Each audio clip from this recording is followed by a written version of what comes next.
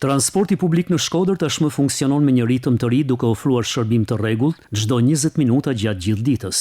Nga ora 6 e mëngjesit deri në 22 të mbrëmjes, qytetarët kanë mundësi të lëvizin më lehtë dhe me më shumë siguri në të gjithë qytetin. Ne po operojmë që nga ora 6 e mëngjesit deri në orën 10 darkës.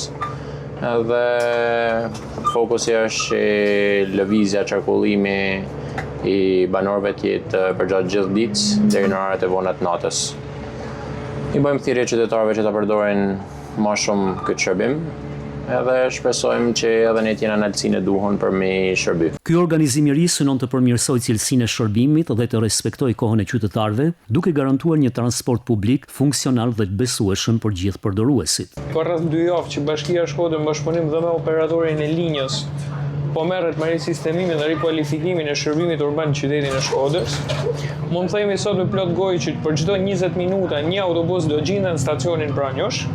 Kemi një rritje të frekuencës, gjithashtu edhe një rritje të orareve duke filluar nga ora 6 e mëngjesit deri rreth orës 10 të darkës, që është autobusi i fundit që kthehet për Baçallek. Frekuenca e rregullt krijon më shumë qetësi në lëvizje dhe e bën transportin publik një alternativë praktike për përditshmërinë në qytet, duke kontribuar në një organizim më të mirë të jetës urbane.